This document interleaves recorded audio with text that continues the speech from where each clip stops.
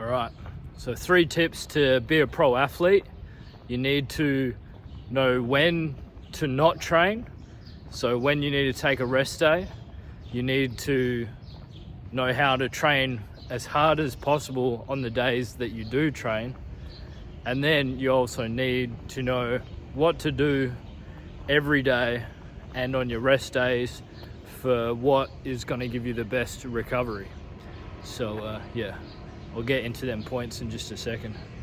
Alrighty, so 3 things that are the main thing to do in between training every day. Yeah, just no matter what, all the time, is we're going to start with sleep. So some of the things with sleep, some people think it's all about how much sleep you get, but the number one thing is going to bed early. There's many studies, going to bed early, you get a much deeper sleep. So some people think you can stay up late and still get 8 hours or sleep in 10 hours. No, you're not going to get as quality sleep.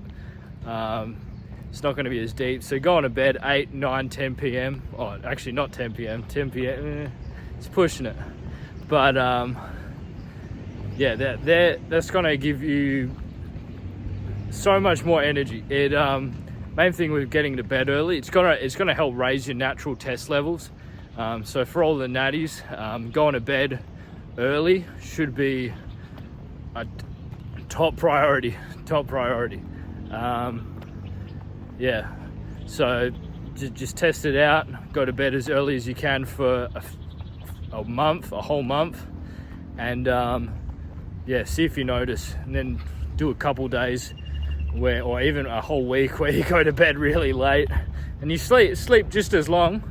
Sleep in, you're not going to feel as sharp, and your test isn't going to be as high. And yeah, all right, so we got hydration, water. Everyone thinks they drink enough water, or they're eating heaps of electrolytes or whatever. First of all, you don't need to take electrolyte supplements. You eat all your electrolytes basically. There's very few athletes that need to consume electrolyte powders and stuff. The main thing, like since I started hydrating correctly with water, I've never had a muscle cramp. Actually, maybe once, and it wasn't working out. But yeah, so and that's been like 3 or 4 years or longer that I've gotten on top of my water. And basically what that involves is drinking a liter of water, maybe less if you're a smaller person. If you're really short and slim, maybe 600 mils, or if you're above 100 kg, then this could be 1.5 liters.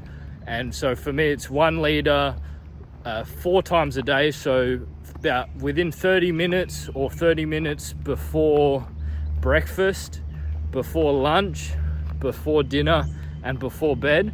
So that's totaling 4. So for me, it's easy, the math, 4 liters of water a day at minimum. So I just religiously try and scull a liter of water before a meal. And so what this does on an empty stomach, you're not going to have a problem with the water getting absorbed. If you wait till you eat a meal, and generally because a meal will dehydrate you, you get thirsty, and then you try and drink water after a meal. But if you try and drink a large amount of water after a meal, it's gonna push down on all the food that you've just eaten, and it's gonna make you feel sick because all the food's undigested and it's just pushing it around, and you're gonna have a bad time. So yeah, you drink it 30 minutes before a meal on an empty stomach. It's just gonna pass right through you, get absorbed as much as possible. It's gonna hydrate you as well, ready to eat. Like I said, food dehydrates you, so drinking the water beforehand is gonna help hydrate you for your meal. It's gonna hydrate your stomach. You're gonna get better digestion, and yeah, better hydration overall. So yeah, let's see what else. Number 3 is sugar. So this one, all right, get ready to click off, because yeah, I'm not afraid to eat sugar, and yeah, you might not be after you watch this. So sugar obviously is like, we all heard of sports gels before, so I'll start with that, trying to ease you into it. And basically sugar, I would say, is one of the most demonized foods that are out here now. So basically it's very hard to get anyone to eat sugar, and many athletes as well, even though they're training so hard, supposedly they can eat sugar, but they're still afraid to eat sugar even. And basically sugar is an identical molecule to the same sugar that's in fruit. You can eat refined sugar and you're still going to absorb it great and not have a problem.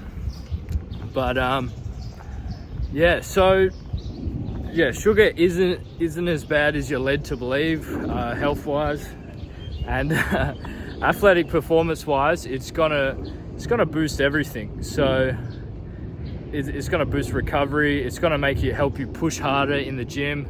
It's gonna help you fall asleep easier as well. You're not gonna be staying up late, hungry, and your brain without enough glucose, just trying to keep you up, trying to get a bit of extra food because you're bonking while you're about to sleep.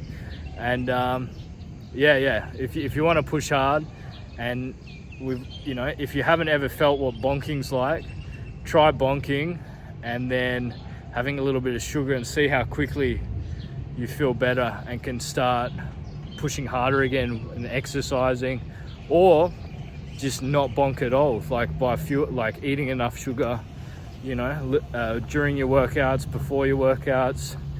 And yeah, you'll see. You can easily just mix white table sugar into a bottle of water and shake it up. Maybe start with 100 grams. I would say it's a great thing to do in the morning. So after your liter of water in the morning, try and have 100 grams of sugar water, and see if you notice any improvements. So a lot of people notice you get a better pump in the gym especially, but your muscles are just more full of glycogen, and you're going to get a better activation and contraction and pump during your workouts. And hope you enjoyed all them tips, and subscribe and check out my new video.